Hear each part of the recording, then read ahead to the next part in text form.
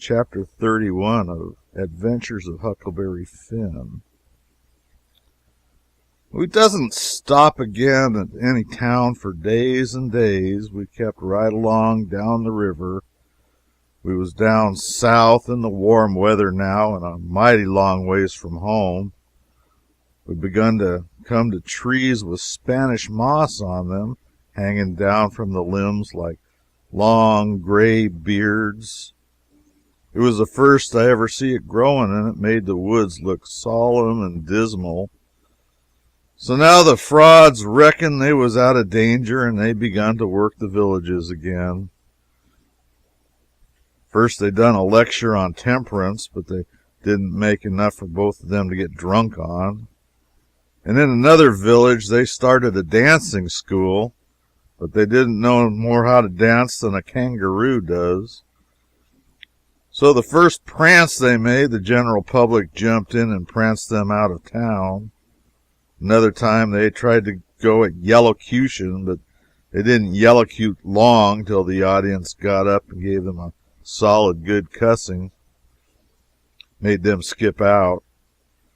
They tackled missionarying and mesmerizing and doctoring and telling fortunes and a little everything, but they couldn't seem to have no luck. So at last they got just about dead broke and laid around the raft as she floated along, thinking and never saying nothing, by the half a day at a time, and dreadful blue and desperate. At last they took a change and begun to lay with their heads together in the wigwam and talk low and confidential 2 or 3 hours at a time.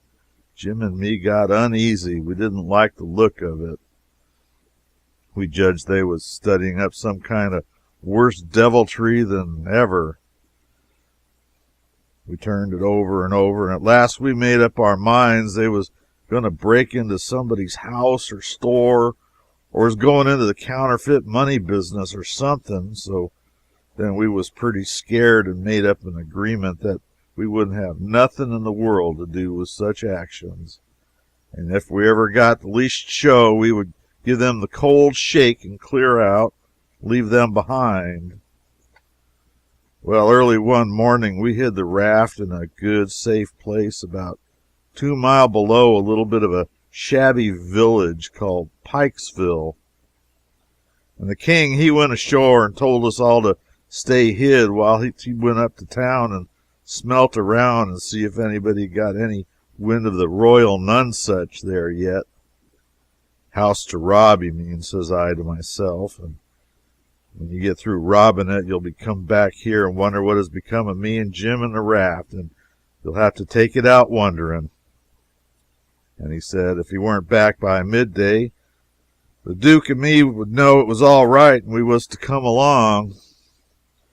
So we stayed where we was. The Duke, he fretted and sweated around and was in a mighty sour way. He scolded us for everything, and we couldn't seem to do nothing right. He found fault with every little thing. Something was brewing, sure. I was good and glad when midday come and no king. We could have a change anyway, and maybe a change for the change on top of it. So me and the Duke went up to the village and hunted around there for the king. And by we found him in the back room of a little low doggery, very tight, and a lot of loafers bullyragging him for sport, and he a cussing and a threatening with all his might. So tight he couldn't walk and couldn't do nothing to them. The Duke, he begun to abuse him for an old fool, and the king begun to sass back, and the minute they was fairly at it, I lit out and shook the reefs out of my hind legs and spun down the river like a deer, for I see our chance, and I made up my mind that'd be a long day before they ever see me and Jim again. I got down there all out of breath, but loaded up with joy, and I sung out, "Set her loose, Jim, we're all right now." But there weren't no answer. Nobody come out of the wigwam. Jim was gone. I set up a shout, and then another, and run this way and that in the woods, whooping and screeching, but it weren't no use. Old Jim was gone. Then I sat down and cried. I couldn't help it. But I couldn't sit still long. Pretty soon I went out on the road, trying to think what to do. And I run across a boy walking and asked him if he'd seen a strange nigger dressed so and so, and he says, "Yeah." "Whereabouts?" says I. "Down to Silas Phelps's place, 2 mile below here. He's a runaway nigger, and they got him. Was you looking for him?" "You bet I ain't. I run across him in the woods about an hour or two ago, and he said if I hollered he'd cut my livers out, and told me to lay down and stay where I was, and I done it. Been there ever since, afeard to come out." "Well," he says, "you needn't be afeard no more, because they got him. He run off and down south summers." "It's a good job they got him." "Well, I reckon. There's $200 reward on him. It's like picking up money out in the road." "Yes, it is, and I could have had it if I'd been big enough. I seen him first." "Who nailed him?"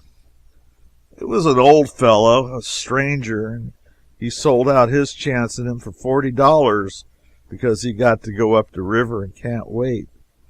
Think of that now. You bet I'd wait if it was 7 year." "That's me every time," says I, "but maybe his chance ain't worth no more than that. If it'll sell out so cheap, maybe there's something ain't straight about it." "But it is, though, straight as a string. I see the handbill myself. Tells all about him to dots, paints him like a picture, and tells the plantation he's from, below New Orleans. No, sirree, Bob, they ain't no trouble about that speculation, you bet it. Say, gimme a chaw of tobaccer, won't you?" I didn't have none, so he left. I went to the raft and sat down in the wigwam to think.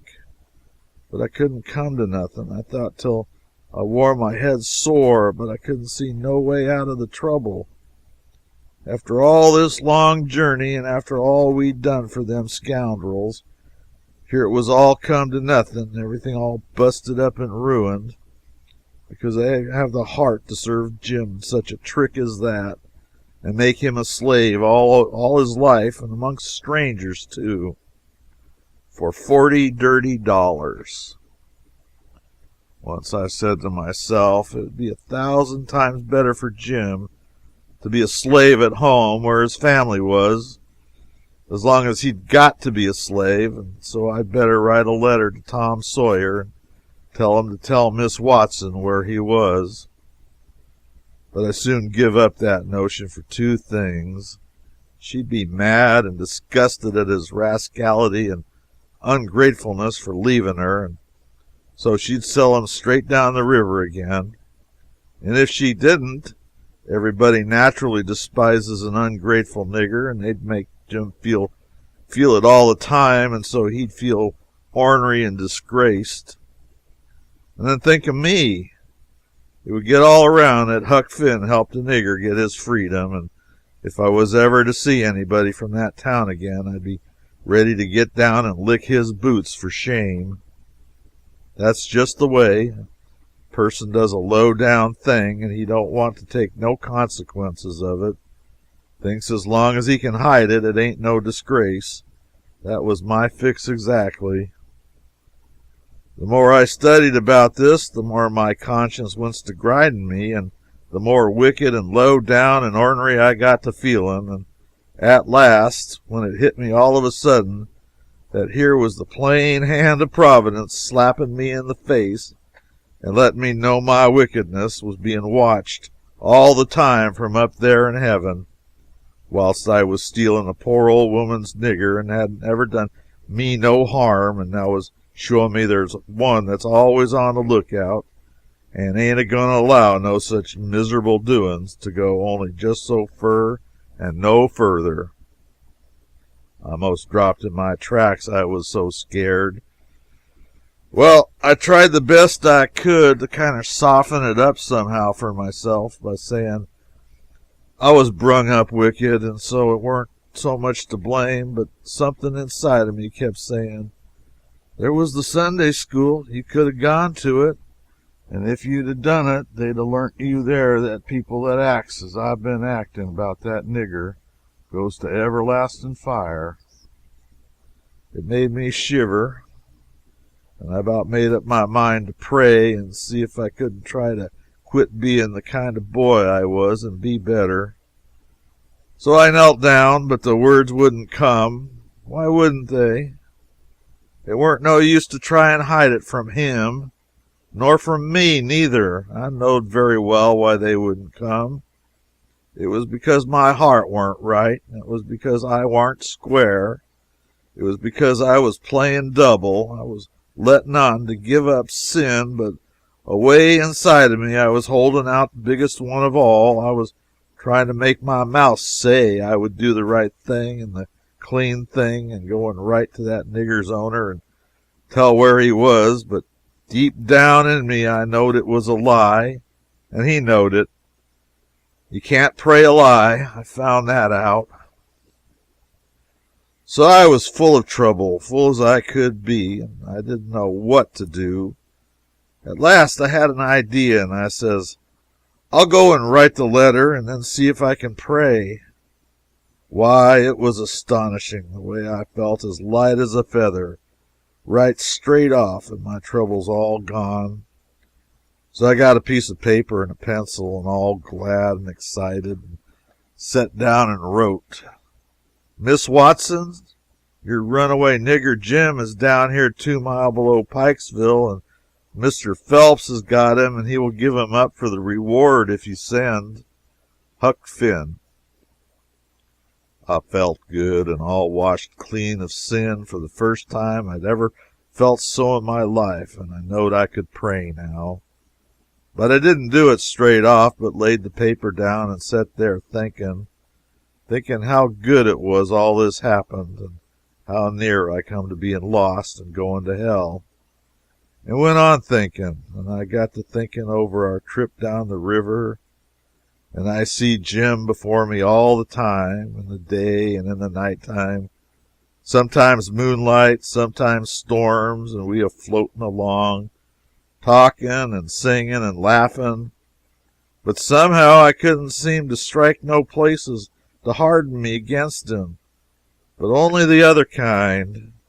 I'd see him standing my watch on top of his'n, instead of calling me, so I could go on a-sleeping, and I see him how glad he was I come back out of the fog.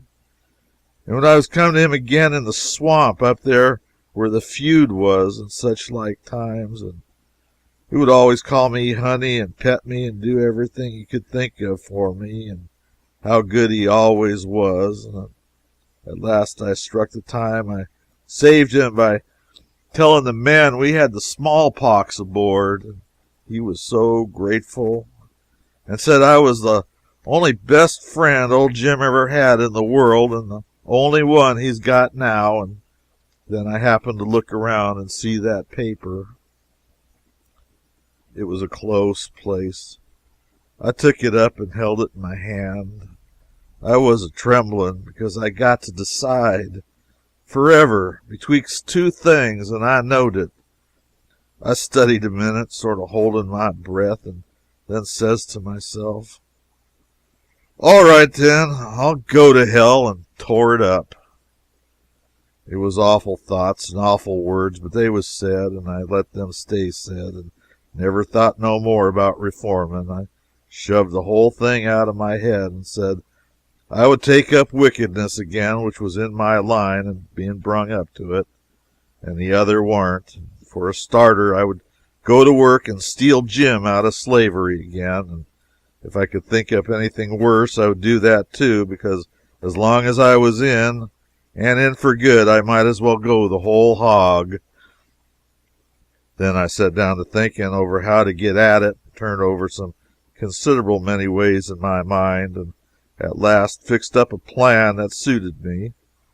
So then I took the bearings of a woody island that was down the river a piece, and as soon as it was fairly dark, I crept out with my raft and went for it, and hit it there, turned in.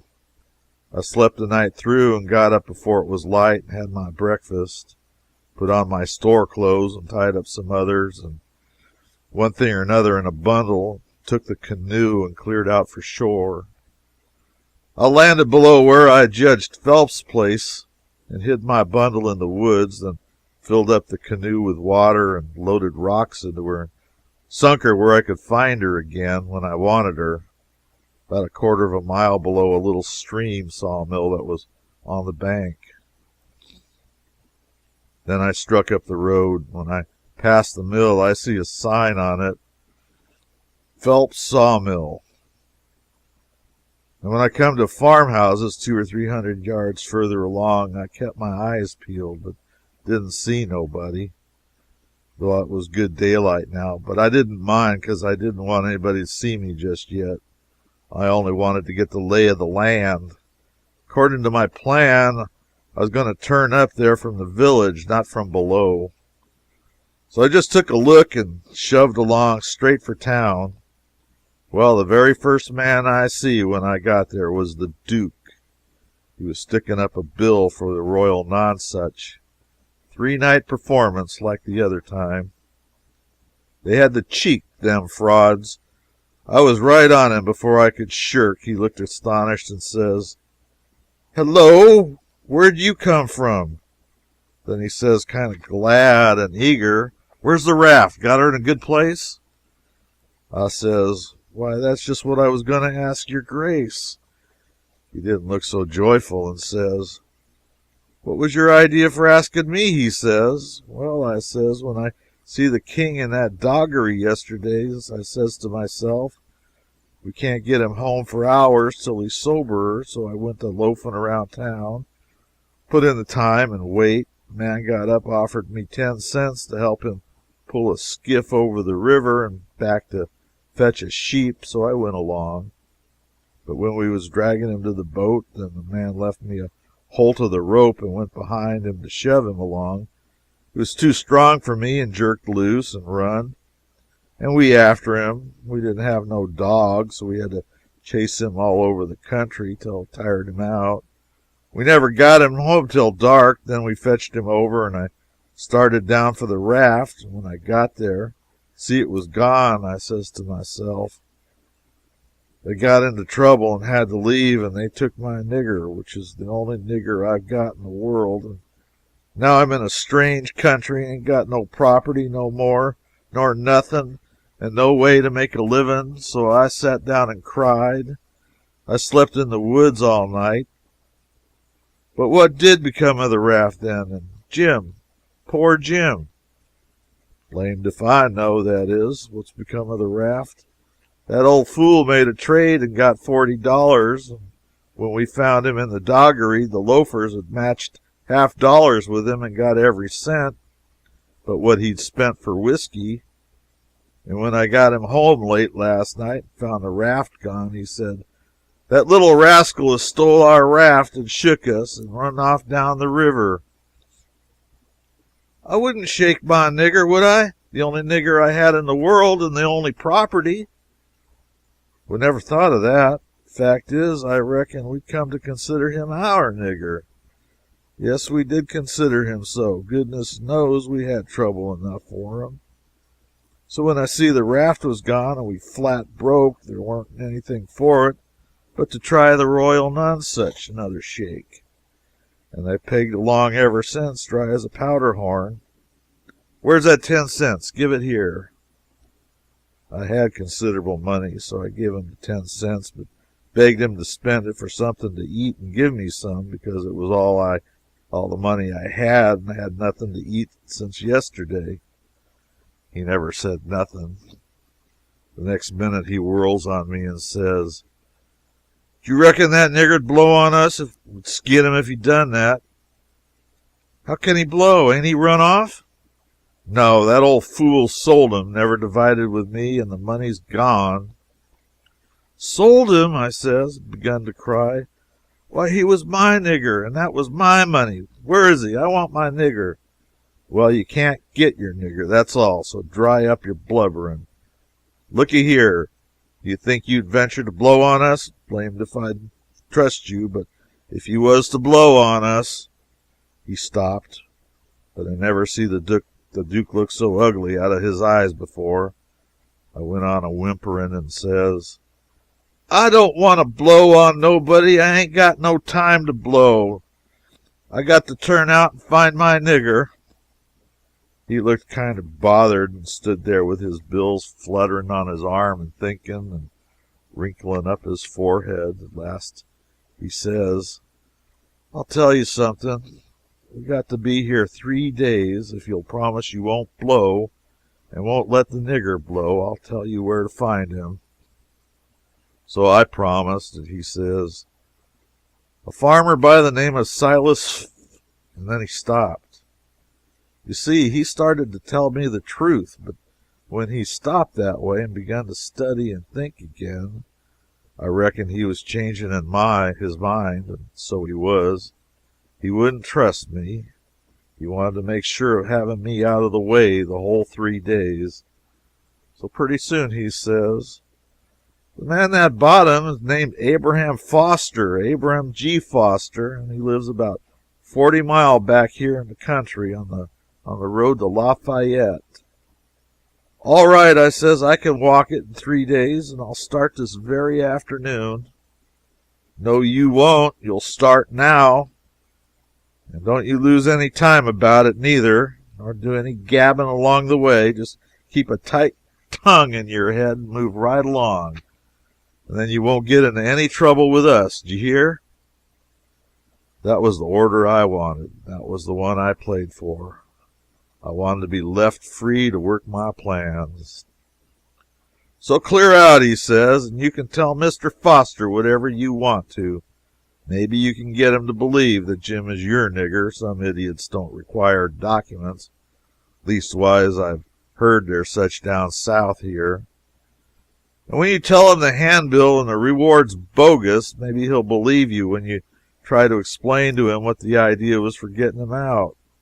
Go along now and tell him anything you want, but mind you don't work your jaw any between here and there."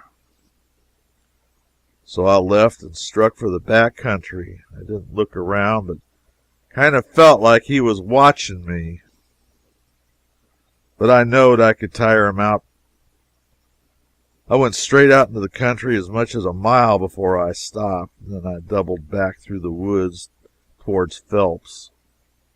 I reckoned I better start in on my plans straight off without fooling around, because I wanted to stop Jim's mouth till those fellows could get away. I didn't want no trouble with their kind. I'd seen all I wanted to of them and wanted to get entirely shut of them.